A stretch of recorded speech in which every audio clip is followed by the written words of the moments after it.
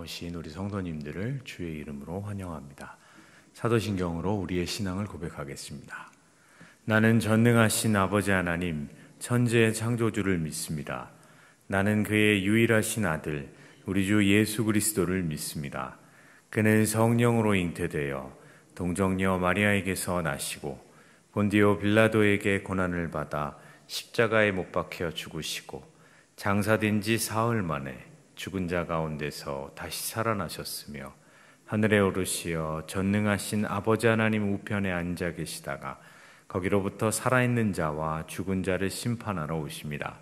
나는 성령을 믿으며 거룩한 공교회와 성도의 교제와 죄를 용서받는 것과 몸의 부활과 영생을 믿습니다. 아멘. 찬송가 425장으로 하나님께 찬송 올려드리겠습니다.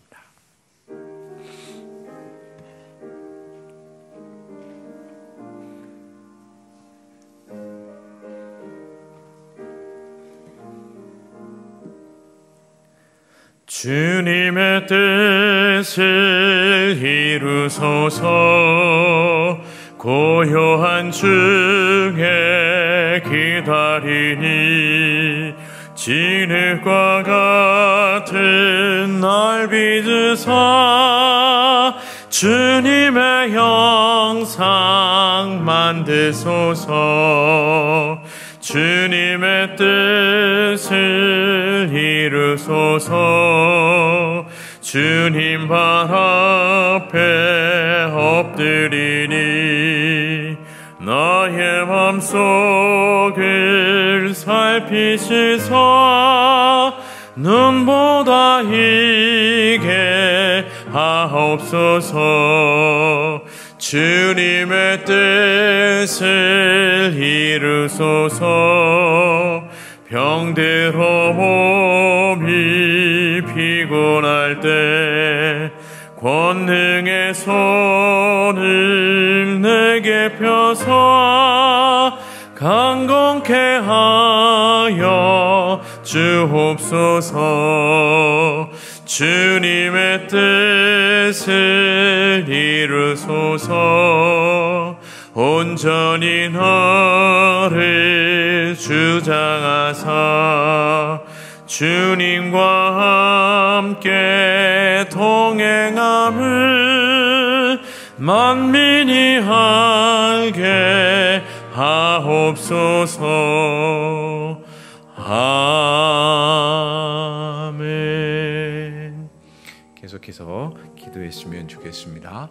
한국중앙교회와 우리 담임 목사님과 원로 목사님, 부교육자들을 위해서 기도해 주시기 바랍니다. 나라와 민족과 교회와 다음 세대를 위해 오늘 들을 말씀이 내가 들어야 할 그 말씀이 되기 위해 전하는 자 듣는 자 모두 은혜로 충만한 시간 되도록 우리 주여 한번 힘써 부르고 기도하겠습니다. 주여! 아버지 하나님, 우리에게 하나님의 은혜를 허락하여 주시고 우리 한국중앙교회를 섬길 수 있도록 또 이곳에서 신앙의 터전으로 민족 복음화와 세계 선교를 위해 헌신할 수 있도록 우리를 불러주시니 참으로 감사를 드립니다. 아버지 하나님, 우리 담임 목사님 앞장서 나가실 때 영육간의 강건함과 성령 충만함으로 함께하여 주시고 또한 원로 목사님 인생 완주하도록 은혜 베풀어 주시며 또한 우리 부교육자들 맡은 곳에서 하나님의 도구들로 온전히 쓰임받을 수 있도록 주님께서 은혜와 사랑으로 함께하여 주옵소서. 나라와 민족과 그리고 다음 세대가 하나님의 손에 붙잡혀서 하나님 예수를 믿는 나라, 예수를 믿는 민족, 예수를 더 잘 믿는 다음 세대들 되게 하여 주옵소서. 하나님, 오늘 들을 말씀이 내가 들어야 할 그 말씀 되도록 주님께서 역사하여 주시고 특별히 하나님께서 오늘 말씀 캠프를 준비하고 있는 젊은 비전교회 하나님께서 능력의 장중을 함께하여 주셔서 하나님 은혜 충만한 시간 되도록 도와주옵소서. 전하는 자 듣는 자 모두 은혜로 충만한 시간 되도록 주님께서 날마다 우리와 동행하여 주옵소서.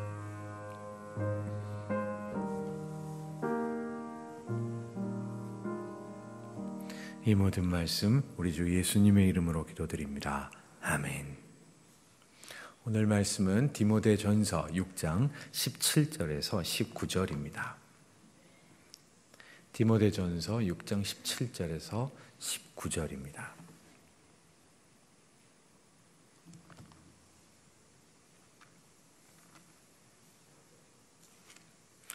제가 봉독해 올리겠습니다. 내가 이 세대에서 부한 자들을 명하여 마음을 높이지 말고 정함이 없는 재물에 소망을 두지 말고 오직 우리에게 모든 것을 후히 주사 누리게 하신 하나님께 두며 선을 행하고 선한 사업을 많이 하고 나누어 주기를 좋아하며 너그러운 자가 되게 하라. 이것이 장래에 자기를 위하여 좋은 터를 쌓아 참된 생명을 취하는 것이니라. 아멘. 비전 선포하겠습니다. 333 비전으로 한국의 시대를 준비하라. 이른 영혼, 예수, 교회. 아멘. 광고는 주보를 잠재해 주시기를 바랍니다. 오늘 날씨가 굉장히 추운데 이렇게 나오신 우리 성도님들을 주의 이름으로 환영하고 축복합니다. 사도 바울이 3차 전도 여행을 하고 로마에 갇혀서 복음을 전했습니다. 그 시간이 2년 정도 됩니다. 그러니까 1년, 1차, 2차, 3차 전도 여행 끝내고 로마에 드디어 당도해서 그래서 복음을 전하다가 2년간 투옥이라고 하는 것보다는 가택연금 정도 돼서 그곳에 갇히게 되죠. 복음을 거기 로마에서 2년 정도 전하다가 그 감옥에서 그 가택연금 된 상태에서 서신을 씁니다. 이것이 옥중서신이라고 해서 골로새서, 빌레몬서, 에베소서, 빌립보서를 쓰죠. 이렇게 4권의 성경을 쓰고 그리고 2년이 지나서 자유롭게 선교 활동을 재개합니다. 이 선교 활동을 재개하는 단계, 굳이 이름을 붙이자면 4차 전도 여행인데 이 4차 전도 여행을 할 때 그때 기록한 서신이 디모데 전서입니다. 이 디모데 전서, 그러니까 디모데에게 보낸 서신이라는 것인데 이때 디모데는 어디서 목회하고 있느냐 하면 사도 바울이 2차 전도 여행 때 그렇게 가고 싶어 했던 곳 바로 에베소입니다. 에베소에 디모데를 두고 이제 전도 여행을 가지 못하고 방향을 틀어서 마게도냐 유럽으로 가게 되죠. 바로 그 에베소에서 디모데가 목회하고 있습니다. 그에게 보낸 서신이 디모데 전서입니다. 그러니까 당연하게 목회는 이렇게 해라. 에베소 교회는 이렇게 목회해야 된다라는 내용이겠죠.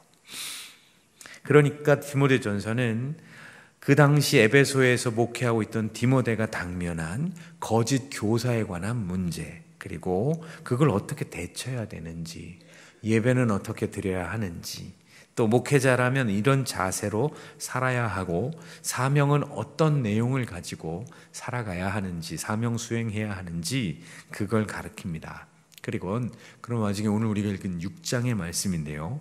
6장에는 디모데가 믿음의 선한 싸움은 육이 아닌 영원한 생명을 취하는 것이다 라고 사도 바울에게 분명히 이야기합니다.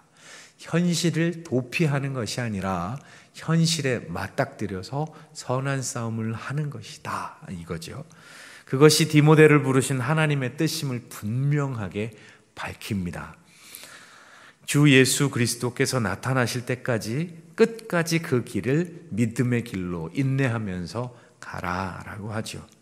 특별히 우리가 읽은 본문의 말씀은 부자들을 경계 또는 부자들을 잘 가르치라 또는 내가 재물과 관련하여 이렇게 가르치라 라고 하는 내용이기도 합니다. 부자로서 경계하라, 부자가 되는 것에 대해서 잘 경계하라. 그러니까 부자가 되는 것이 어떤 의미인지를 보이는 것입니다. 오늘 우리가 이제 오늘 읽어야 되는 말씀 한 스푼의 내용의 제목이 나의 이력서입니다. 나의 이력서를 쓰면서 저는 그 글을 읽으면서 제가 이력서를 썼을 때를 생각을 해보았습니다. 이력서를 쓰면 두 가지를 저는 느꼈는데 첫 번째는 뭐냐 하면 좀 더 완벽한 이력서를 쓸 수 없었을까라는 것입니다. 이력서를 쓸 때 어투 하나 혹 오탈자를 하나 내는 거 아닐까. 오탈자를 내면 내가 혹시 글을 잘못 읽고 있는 건 아닐까라는 것이 부끄러움이 드러나니까 굉장히 긴장스럽습니다. 그러다가 제 경력란을 쓰다 보면 참 이런 생각이 많이 들었습니다. 학위는 어디까지 했는가? 하기는 내가 어디까지 했지? 하기는 내가 대학원 나오고 그것 따라서 목사 안수 받고 좀 더 공부를 더 할 걸 그랬나? 또 좋은 학교를 다닐 걸 그랬나? 이런 것. 그리고 또 경력은 내가 몇 년 했을까? 그럴 줄 알았으면 그때 제도를 더 잘 이용해서 경력을 더 잘 쌓을 걸 그랬나? 자격증 쓰는 난이 있어요. 그러면 자격증은 내가 이것도 따볼 걸. 제가 오죽하면 그런 생각도 했습니다. 맞아, 내가 태권도 2단이었지 이런 것도 생각을 해내고, 남들 다 하는 운전면허도 있지 이런 생각도 해본 적이 있습니다. 심지어는 그래, 이게 도움이 된다던데 하면서 포크레인 자격증 있잖아요. 제가 포크레인도 따보려고 했습니다. 놀라운 건 필기도 붙었습니다. 필기는 그냥 그 양심만 있으면 붙는 겁니다. 근데 이제 실기에서 떨어져서 이거 아닌가 보다. 이거저거 채우려고 한번 꽤 생각을 해본 적이 있습니다. 그러면서 드는 생각은 그때 그걸 했어야 했는데 라는 생각입니다. 좀 더 열심히 살았으면 좋았겠다 하는 후회도 있습니다. 결론은 부족하니까 더 노력해야 되겠다라는 것입니다. 보잘것없는 이적이지만 후회는 차라리 몇 줄의 이력서 몇 칸으로 남는 것이 아니라 그래, 후회는 말씀 한 스푼에 나온 것처럼 그래, 처음에는 보잘것없이 시작했다가 후에는 훌륭한 이력서를 쓸 수 있는 사람이면 좋겠다라는 생각을 하게 됐습니다. 이력서를 쓰면서 두 번째 들었던 생각 중에 하나는 바로 교만한 마음입니다. 참 이게 사람이 웃겨요. 다 쓰고 나서 갑자기 불현듯 이 정도면 됐겠지 이런 생각이 듭니다. 그런데 여지없이 무너집니다. 세상적으로 보면 항상 나보다 훌륭한 사람들이 많이 있습니다. 솔로몬, 사울 얼마나 자랑스러운 이력서였습니까? 그렇게 출발하지만 비참하게 마무리하기도 하는 것입니다. 우리가 읽은 본문을 보면 먼저 부요한 자들에게 어떻게 목회를 하여야 주님의 길로 인도하시는지에 대해서 나옵니다. 16절, 17절인데요. 17절, 18절인데요. 같이 한번 읽어볼까요? 시작. 내가 이 세대에서 부한 자들을 명하여 마음을 높이지 말고 정함이 없는 재물에 소망을 두지 말고 오직 우리에게 모든 것을 후히 주사 누리게 하신 하나님께 두며 선을 행하고 선한 사업을 많이 하고 나누어 주기를 좋아하며 너그러운 자가 되게 하라. 자, 말씀을 좀 요약해 보면 소망을 두지 말고 소망을 두라라는 내용입니다. 이것에는 소망을 두지 말고 이것에는 소망을 두라라는 내용이죠. 마음을 높이지 말고 쉽게 잃을 수 있는 재물에 소망을 두지 말고 오직 인생에 필요한 모든 것을 주시는 하나님께 소망을 두라라고 하죠. 세상의 사람들이 물질과 명예에 소망을 두는 이유는 바로 그것이 나를 지켜줄 것이라고 생각하기 때문입니다. 이게 제일 큽니다. 물질과 명예에 소망을 두는 이유는 가지면 가질수록 나를 더 지켜주고 또 나를 더 인정해주고 나를 더 알아주기 때문입니다. 하나님을 모르면 그렇게 될 수밖에 없습니다. 하나님을 잘 믿지 않으면 그 길이 모든 사람들이 가는 길입니다. 그게 많으면 좋다, 높으면 좋다, 많을수록 다다익선이다 라고 생각을 하죠. 하지만 하나님의 백성들은 다릅니다. 고린도후서 6장 9절에서 10절의 말씀엔 무리의 신분을 이렇게 표현하는데 같이 읽어볼까요? 시작.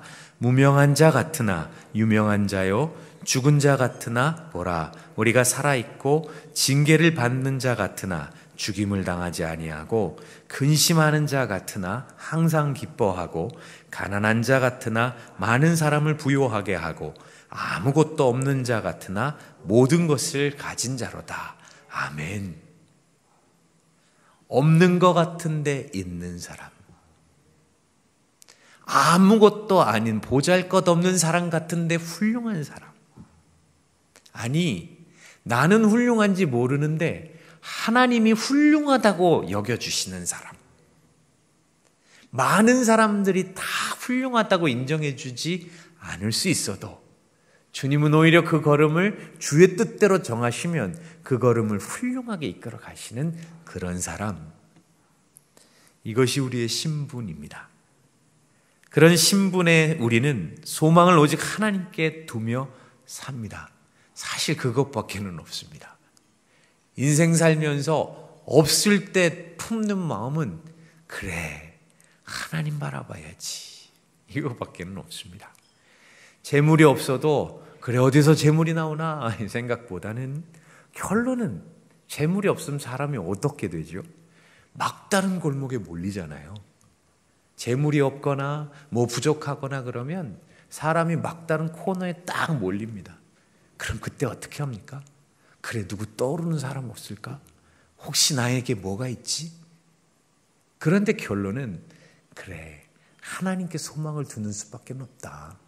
하나님을 바라보는 것밖에는 없다. 바로 이 생각을 하게 되어 있습니다. 이것이 이런 이들의 특징입니다.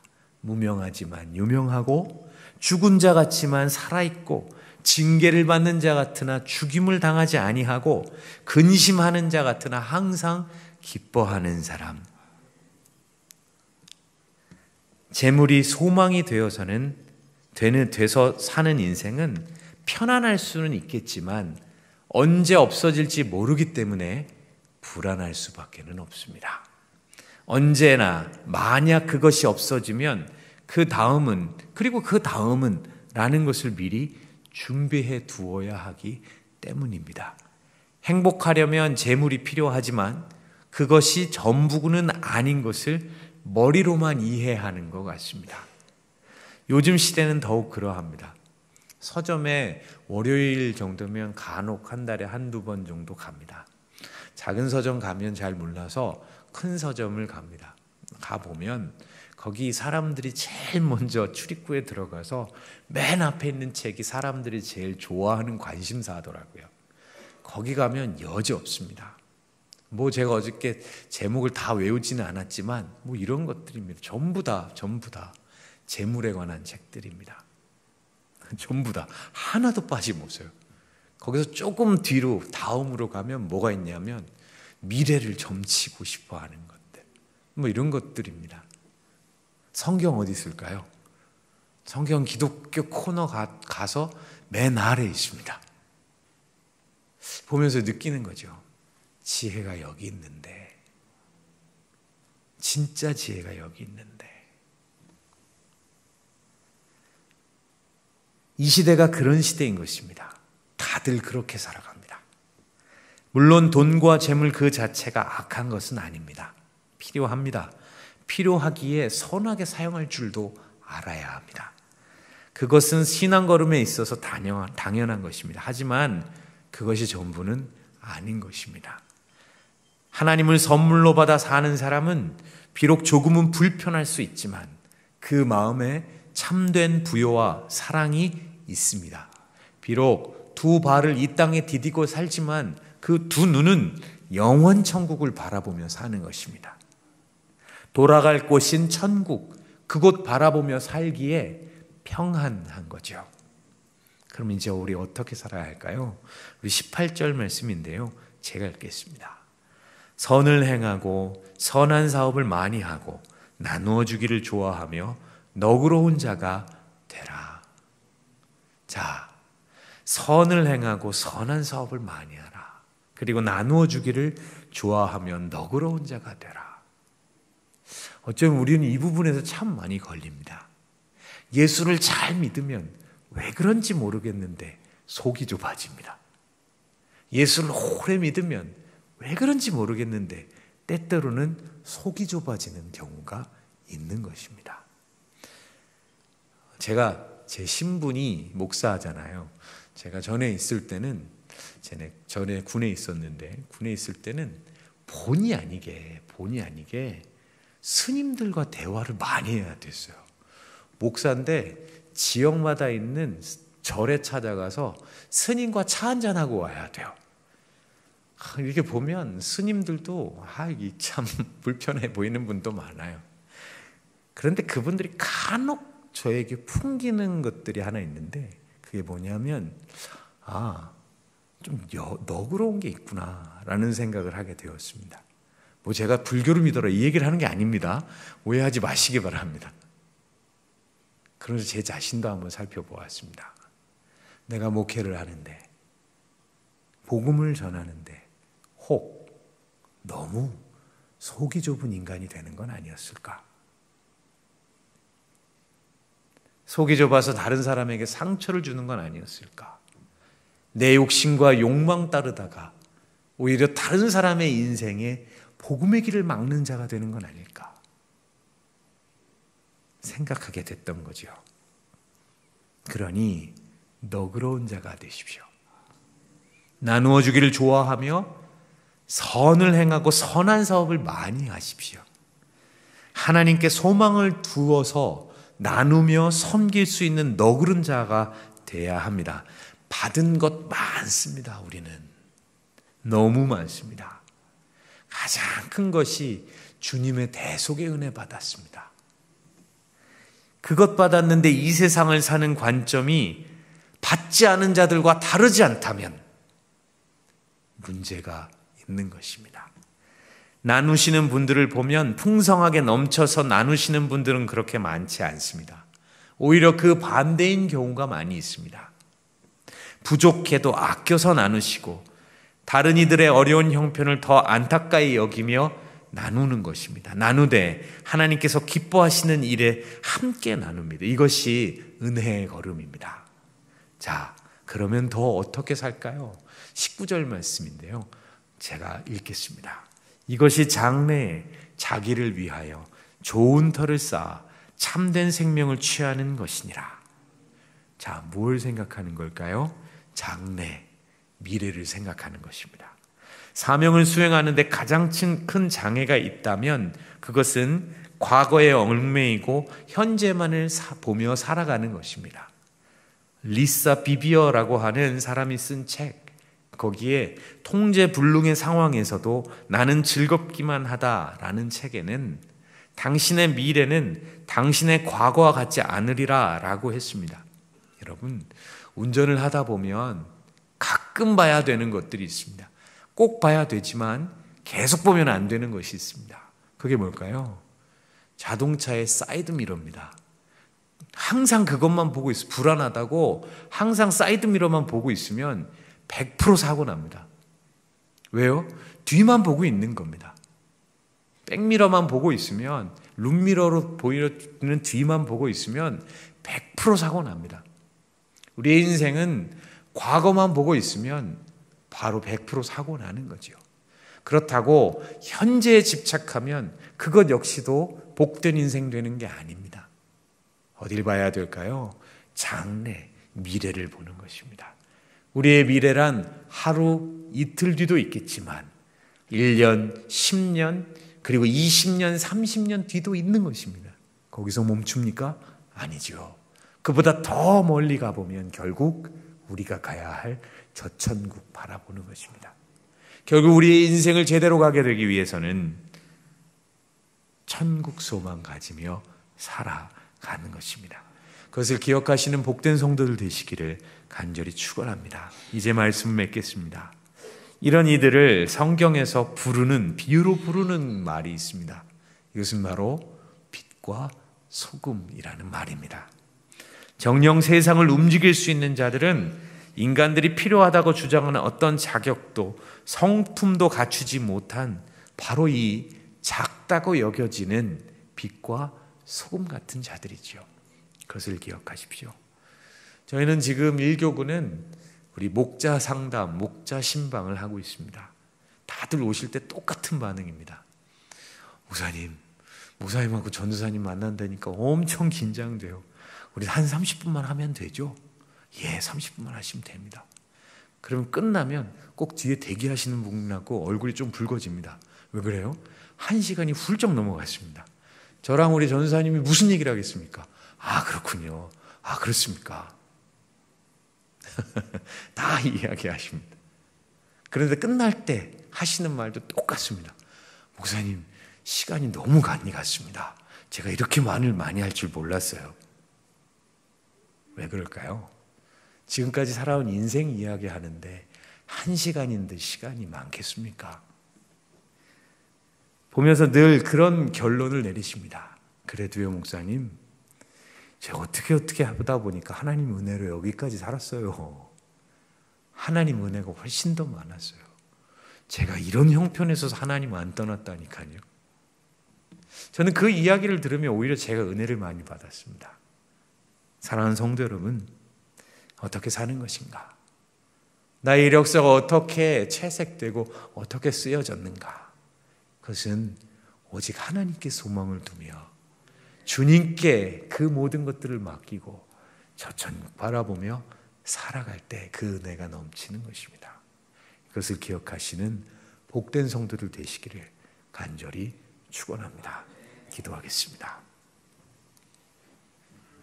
하나님, 때로는 우리가 어리석어 앞에 있는 것, 뒤에 있는 것만 바라보며 살아갑니다.